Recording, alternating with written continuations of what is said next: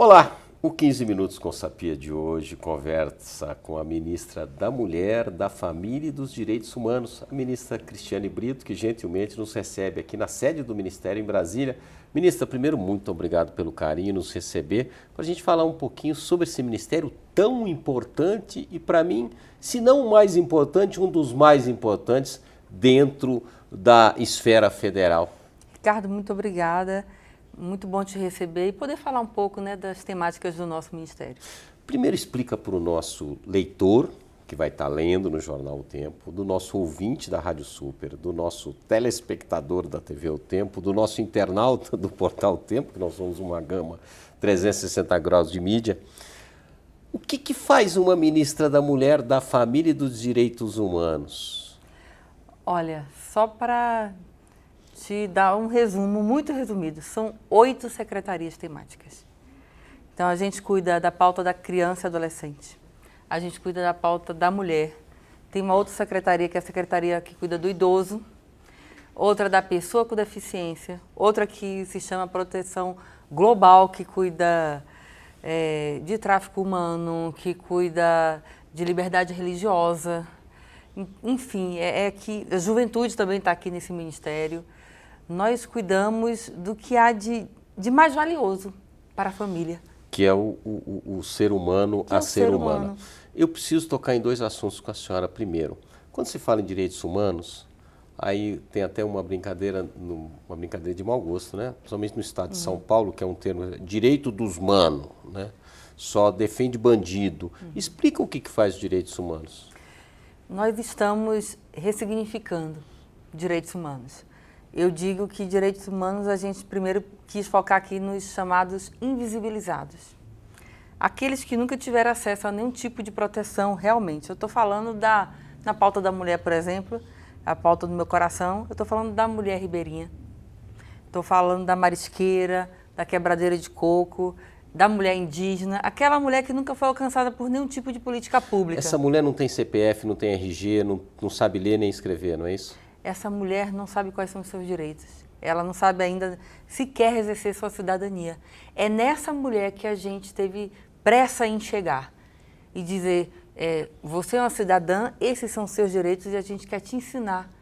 Primeiro a exercer seus direitos e a gente também quer te proteger. Levar dignidade para essas pessoas. Eu estou falando da criança indígena. Eu estou falando da mulher escalpelada, que nunca se ouvia falar da mulher escalpelada. E para quem não sabe, a mulher escalpelada, ela está mais concentrada na região norte, é aquela mulher que perde o couro cabeludo e às vezes parte da face nos motores das embarcações na região norte do país. Nós encontramos mulheres... Ela perde como? Em acidentes? Em acidentes no eixo do motor, cabelos longos acabam em qualquer tipo de movimento, o cabelo enrosca no eixo do motor, e junto com couro cabeludo vai pele, vai orelha. E essa mulher é invisível, porque eu vou lembrar aqui, a gente já viu em rede nacional, teve um caso alguns anos atrás de uma jovem que estava num kart e o cabelo puxou e tal, Sim. E ela foi feito várias e várias matérias, mas ela mora na cidade. E ela conseguiu recuperar, salvo engano, o total do couro cabeludo. Mas ela mora na cidade, é diferente. Essas que moram na Ribeirinha, que moram nesses locais, não tem são as invisíveis, né? Invisíveis. Primeiro que para essa mulher conseguir ter acesso a um médico, assim que acontece o acidente, a gente tem casos assim que já mais de 10 horas de barco. Você tem ideia do que é uma criança de 10 anos, e as crianças são as mais afetadas e mulheres, Sim. Obviamente, por conta do cabelo. Numa rede, numa embarcação, sem um couro cabeludo, aquela região já sensível demais, viajando horas e horas para conseguir ter acesso a um médico. Eu entrevistei alguns dias atrás o presidente dos Correios, o Floriano Peixoto, e alguns dias atrás a Dani, a presidente da Caixa. E a Caixa e os Correios são assim os 2 principais, vamos dizer, atores do país, que eles estão em todos os locais do país. A capilaridade é enorme. Vocês têm alguma parceria com eles nesse ponto? Temos sim, inclusive, falando da mulher ribeirinha, a gente tem uma parceria com a Caixa que dentro da embarcação da Caixa, a gente está levando direitos humanos. Olha que legal. Para as mulheres, crianças, idosos da população do Marajó. Então, é o Ministério dentro de um barco da Caixa. E falando da E o Caixa... que ele faz lá para a Esse mulher? barco a gente tem a Ouvidoria Nacional de Direitos Humanos, que a gente recebe denúncias, né, Que tipo de denúncia, ministra? por exemplo, criança, exploração sexual, que é o que mais predomina naquela região. Mulheres, além dela... Desculpe, tem que fazer um parênteses. Predomina em todas as regiões, principalmente nas estradas, Sim, né, ministra? exatamente. Mas na região norte eu digo que a subnotificação é maior, porque elas não têm sim. acesso a um canal de denúncia. Não sabem como denunciar. As mulheres, a mesma situação. No Brasil todo, Ricardo, 70% das mulheres vítimas de feminicídio nunca denunciaram. Porque não conhecem essa rede de proteção ou não sabem como denunciar. Isso eu conversava com a Dani, a presidente da Caixa, que agora foi criado na Caixa esse Caixa pra elas, acolhimento, Caixa para elas, esse acolhimento que é muito importante, porque muitas vezes a mulher não denuncia, porque a senhora é mulher, nós somos casados, eu sou o mantenedor da casa, a senhora depende de mim. Sim. Porque a senhora não estudou, a senhora não tem profissão, a senhora depende de tudo para mim. E com a Caixa agora, e com esse apoio do Ministério da Mulher, também fica diferente, né? Sim, nós temos o Qualifica Mulher, que foi um projeto que foi criado para levar autonomia econômica para essa mulher. Ele é um dos eixos do nosso plano de combate ao feminicídio. E aí a Caixa vem agora, nessa parceria, para trazer o microcrédito para essa mulher. Então a gente tá fechando o cerco e a gente quer que essa mulher volte a sonhar, levar a autoestima dessa mulher e falar, você pode sair desse ciclo da violência. Como você bem falou, depender economicamente do agressor é um dos principais motivos que leva essa mulher a ser vítima de um feminicídio. Então é a grande porta de saída. E hoje ela tem a certeza que se ela denunciar, ela vai ter o apoio do Ministério? Sim, primeiro que os nossos canais de denúncias foram expandidos. Hoje nós temos, e isso foi durante a pandemia, a gente viu essa necessidade, que a mulher estava isolada do lado do seu próprio agressor 24 horas por dia. Como que essa mulher ia pegar o telefone e ligar no nosso Ligue 180? A gente criou o nosso canal por WhatsApp. Tá, o telefone é agora, vamos já deixar claro, é o Ligue 180 e o WhatsApp qual é? A senhora 61 99 656 5008. 99656 99656 5008. 5008. E aí fica uma dica para quem está nos assistindo. Salva esse número aí no seu celular. Você nunca sabe quando vai precisar. Ou provavelmente pode ser que você nunca precise. Tomara Deus que não. Tomara Deus que não. Mas uma amiga, um colega de trabalho, uma pessoa próxima a você pode precisar da ajuda. E a outra dica é não salvar como Ligue 180. Salva com outro nome aí emblemático para você, porque tem agressor que vasculha o telefone, né? Posso dar uma dica aqui? Cristiane. Pronto. Boa Põe ideia. como Cris. Salva Combinado? aí como Cris, você Põe vai como lembrar. Cris, que fica você vai se resolvido, lembrar. já sabe que é a ministra. E a parceria da Caixa, você tocou no assunto que eu disse ontem para a Dani, que é muito relevante. Tem muitas mulheres que nunca pisariam na delegacia. Mas ela entra numa agência bancária. Aí que eu queria chegar, porque você tem a Delegacia da Mulher nas grandes capitais. Sim. Né? Vamos falar de Belo Horizonte, vamos para Minas Gerais, vamos falar do Brasil inteiro, vamos falar de Minas Gerais, então, em Brasília, aqui em Brasília tem. Mas na delegacia lá do Gama, lá do Bandeirantes, aqui em Brasília, lá de Ibirité, em Belo Horizonte, na região metropolitana, não tem a delegada da mulher, é um homem. E a mulher já chega com medo, né? De um pré-julgamento. Primeiro que ela já se sente culpada, né? E é muito importante uma escuta qualificada e humanizada, senão ela desiste de denunciar. Sim. Então, a importância da parceria com a Caixa é porque a mulher, ela entra na agência bancária. E às vezes ela vai entrar na agência bancária para pegar um empréstimo ou para saber o que o Caixa para elas tem para ela. E naquele momento, as embaixadoras da Caixa, que são capacitadas por nós aqui do Ministério... A capacitação é feita pelo Ministério. Vão ter um olhar sensível para saber se essa mulher não está sendo vítima de algum tipo de violência. Ministra, nós passamos por um período mundial da Covid, onde muita gente ficou em casa, né? Eu trabalhei o tempo todo, viajei, fiz o que tinha que fazer, porque eu acho que o ficar em casa foi a pior receita que deram nesse tempo aí do Covid. Mas com todos os cuidados, não peguei Covid, né? Porque me cuidei, lavei as mãos, máscara, aquela coisa toda.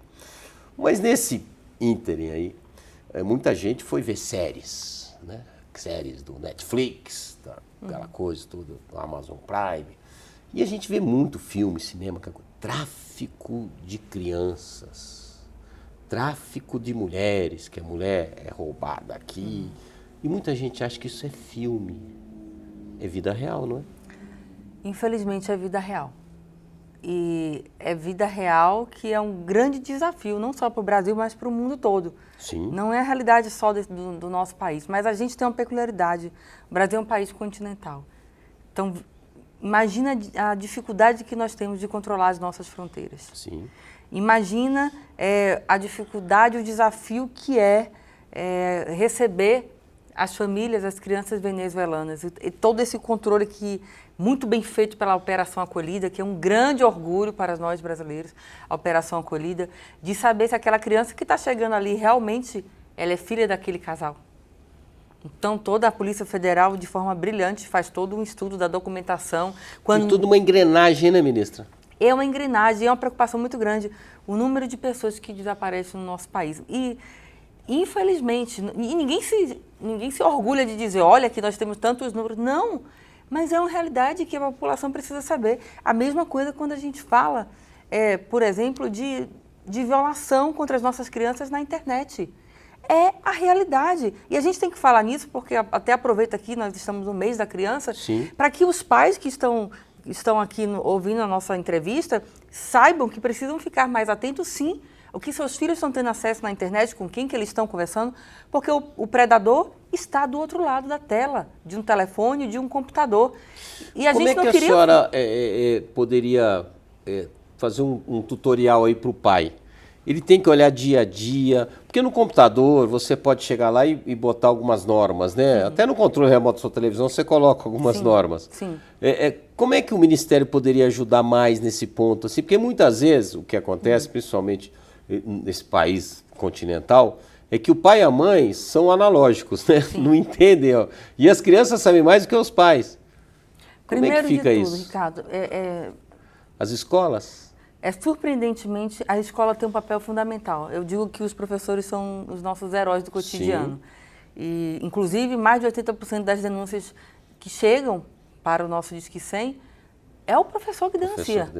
Não é o familiar, é o professor. Sim. Então, eu digo que os professores, se envolvendo nessa causa, eles têm se envolvido. Uma outra questão que eu queria falar para você. 1 a cada 3 usuários de internet, uma é criança. 40% dos pais nunca tiveram acesso à senha das redes sociais dos seus filhos. Eu estou falando de crianças. Sim. 1 a cada 6 crianças já teve contato com conteúdo sexual na internet. 1 a cada 6. Olha Importante que os pais procurem, não é controlar, eu digo saber, ter curiosidade pelo menos de saber se durante o período das 22 horas e 6 horas da manhã, que é o período que os predadores mais atacam, o que seus filhos estão fazendo na internet. Se a criança está dormindo, se não está... Assim. Com quem que ele está jogando? Está jogando na internet. Jogando o quê? Com quem, né? E são nos jogos que essas pessoas se infiltram. Sim. E não é fácil lá fora... Que virou até uma profissão esses jogos, né, hoje. Sim. E não é fácil, Ricardo, lá fora, como eu tive a experiência de representar o Brasil no encontro da We Protect, que é um grupo que reúne vários países do mundo para combater a violência sexual na internet, ouvi que o Brasil é um dos países que mais exporta vídeos e imagens pornográficas de crianças absurdo, na internet. Então, nós estamos, sim, alimentando a pornografia do mundo. A senhora atribui isso a quê? A falha da justiça brasileira no meio cibernético ainda? Eu digo que talvez a família, não é só a família brasileira, do mundo todo, não estava preparada para esse avanço tão rápido da tecnologia. Ô, ministra, eu podia conversar com a senhora aqui horas e horas, que é um assunto que eu sou pai, eu tenho 7 filhos, meu mais novo tem 8, minha mais velha tem 29, e assim a gente sabe como é que funciona isso, pelas questões da internet, lá em casa é rígido, minha mulher olha o que está vendo, o que está fazendo, o que está jogando, como é que é, tem o horário certo e tal, mas a gente sabe que não é todo mundo e às vezes até a gente deixa escapar alguma coisa ou outra. Mas eu não posso finalizar esse bate-papo com a senhora, que meu tempo já até estourou, sobre fake news, ainda mais numa época dessa de eleição. Daqui domingo, agora nós vamos ter eleição, o segundo turno para presidente da República. O que atrapalha e interfere no mecanismo do Ministério essas fake news, ministra? As fake news, eu digo que é um mal que, primeiro, que tenta nos tirar do eixo, que é o mais difícil, né? Porque a gente tem está correndo contra o tempo para fazer as nossas entregas para avançar em políticas que estavam estagnadas há muitos anos. Sim. Entende? Então, primeiro que vem para atrapalhar a nossa rotina. Segundo que vem para desinformar. E a desinformação, muita gente talvez não para perceber, aquilo pode fazer diferença entre a vida e a morte de uma pessoa. Claro. Entende? Então, assim, principalmente quando se fala da Ouvidoria Nacional de Direitos Humanos, dos nossos canais de denúncia, do que é realidade, o que não é, em termos de violação de direitos. Então, a dica que eu dou tá na dúvida, entra no nosso site, vê realmente, a gente tem procurado colocar por meio de notas e se manifestar sobre os nossos programas, sobre os nossos projetos, as nossas cartilhas. Tem lá o site dúvida. Tá aí, MFDH. MDH. MDH só. mdh.org.gov.br. Eu já estou virando organização aqui. Então, fica aí a dica para que, né, procure as nossas redes sociais, o nosso site e venha se inteirar do que... Se eu ligar no Disque 100? Se você ligasse no Disque 100, há 3 anos atrás, você ia esperar quase 40 minutos para ser atendido. É isso que eu queria saber. E se eu ligar agora? Em menos de 1 minuto você vai ser atendido. Ligue de 180, qualquer lugar do país? Ligue 180? E o Ligue 180 também. Ou 100 ou 180, eu posso escolher. O WhatsApp... E se eu tiver sem crédito, que meu celular é pré-pago, como é que eu faço? Se você der um oi no WhatsApp, isso é muito importante também. Tem muita gente que acha que é um robô que vai atender do outro lado. Não é um robô. É um atendente que passa por uma capacitação periódica.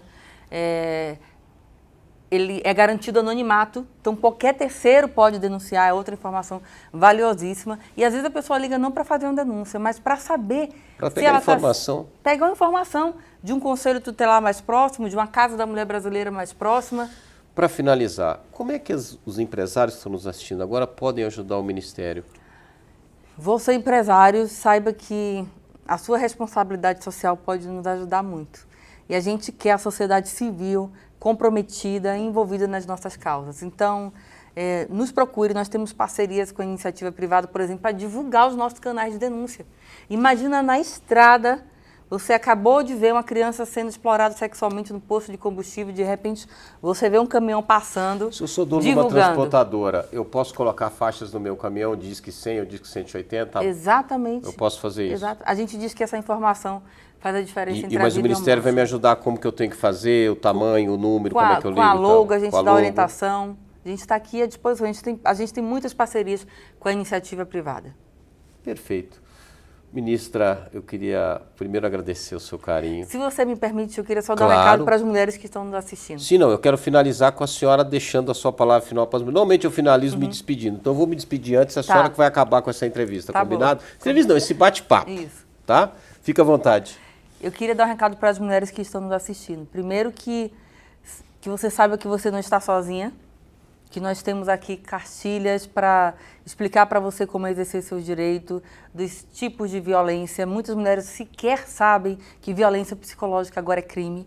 Nós estamos trabalhando por você. Mas eu quero dar um recado para você que já é empreendedora, ou você que nunca empreendeu, mas tem um sonho de empreender.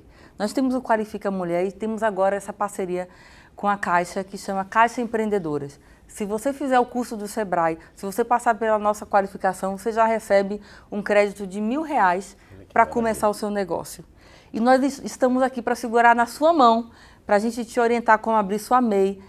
Se você abrir a sua MEI, você não perde o Auxílio Brasil, isso é muito importante também. E a gente quer segurar na sua mão e dizer, você pode voltar a sonhar. Eu sei que nesse contexto de pandemia, muitas mulheres acharam que seu sonho nunca mais poderia ser realizado. E a gente está aqui para te ajudar. Vamos finalizar, eu quero dar a mão para a senhora. E mão pelo esse país maravilhoso. Obrigado, viu, ministra? Obrigado a você. 15 minutos com Sapia fica por aqui. Até mais. Até mais.